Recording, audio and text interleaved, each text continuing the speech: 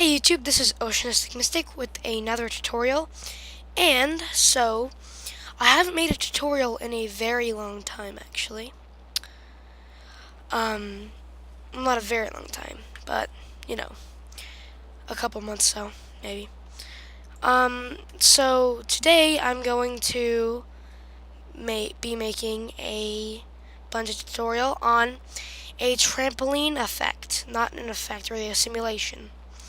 Like if you want a character to bounce off a trampoline, you would do this method. So let's just start off a new file and double tap A and delete everything. So we're gonna make the trampoline right now. So Shift A and add a plane, mesh plane, size it up, and this is essential, not the sizing part, but this part is essential. You do Control A and scale. Hit scale. Okay. Now you want to hit Tab, W subdivide, W. Oh no, not W subdivide again. And then change this number of cuts all the way up to 10. Then hit T. And let me just turn on my screencast keys actually. Okay, so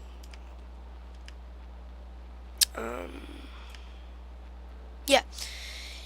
I'm just going to tab out of that. No, stay in edit mode and make sure you're in vertice select. And do Control H, and then do hook to new object. Now if you hit tab and then Z, you'll notice that there's an empty that controls the entire plane. So now you want to select this plane, drag this window over here out, go into the modifiers, and you'll see that it's actually added a kEmpty modifier that you actually can't get in here, only by doing that method in edit mode. And you'll see that it has a fall off bar. What the fall off is that's the number of squares or number of pixels actually it is that this is going to affect. The empty is going to drag around. So we usually start off with 8, or not 8, like 10 to test it out.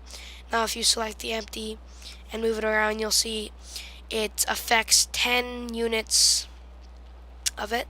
I just want to make it 11 to make it, or no, actually like 11.5. And now if I select the empty, it'll look more like a trampoline because it goes by the edges. So you want to experiment with that a little bit till it goes to like exactly the edges almost. Okay, so now you'll notice that it's like a trampoline, which you can already use this, but I'm going to show you how to animate it now. There's a very simple way to animate this, and I'm just going to show you. So what you want to do is, I'm just going to add a sphere, but you can really do anything. You can do your character or anything. I'm going to add a UV sphere and hit tab into edit mode, and I'm just going to select the bottom vertice and do Shift S cursor to selected, then hit tab again and go into object mode, Control Shift Alt C, and then origin to 3D cursor, and then while selecting this sphere you want to hit N, go up, and then on the Z axis you want to do 0 on the location. Okay, and now you want to hit N again, and now you want to select this empty, okay, no, dang it, and you want to go into its constraints and add a copy location constraint. The target is going to be your character, but in my case it's sphere. No, not plane, sphere. And you can uncheck X and Y so that it doesn't go on the X and Y axes, just the Z axes. But sometimes it looks good if you want the X and Y and you want it to like bounce off the side and then go that way. And so now we have this, and you want it to be able to like jump off, but as you can see, it can't jump off. Like it can't bounce off. So how we're going to make it bounce off is uh,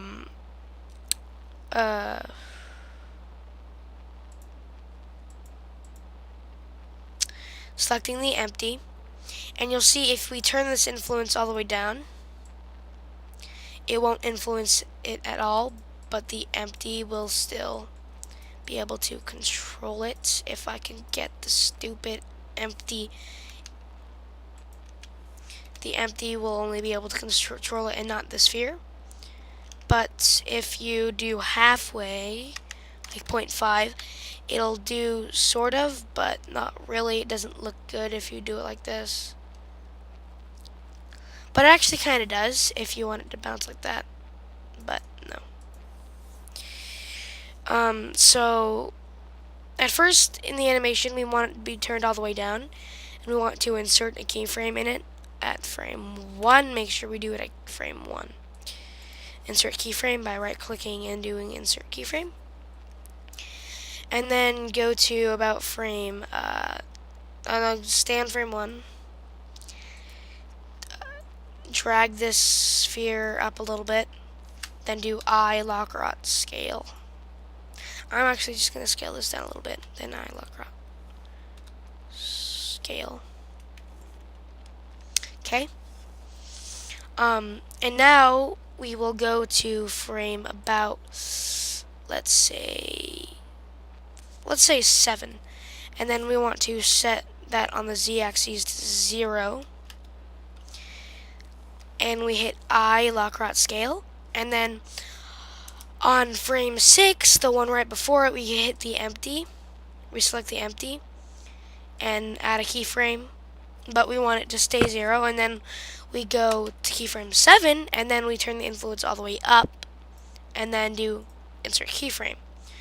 And then we go to the very next keyframe and select this sphere and drag it down a little bit to make the bounce. I Lockrot scale, and then do N, or go to like keyframe 13, I guess, 14, yeah, sounds good, or 15. And we will change the z-axis back to 0, and I Lockrot scale, empty, we will put the influence all the way down and insert keyframe. And now, as you can see, we have a nice little animation, but you'll notice that it doesn't keep on going. So to make it keep on going, I'm just going to do this 15. So now you have a nice little bouncing animation.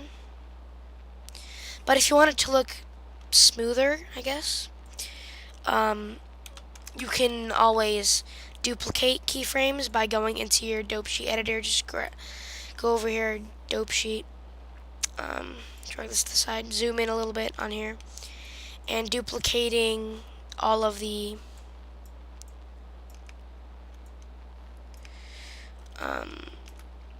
keyframes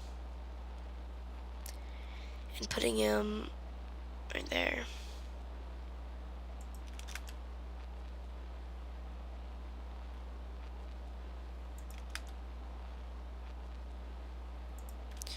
Okay, so now we have a pretty long bouncing animation. Bounce, bounce, bounce, bounce.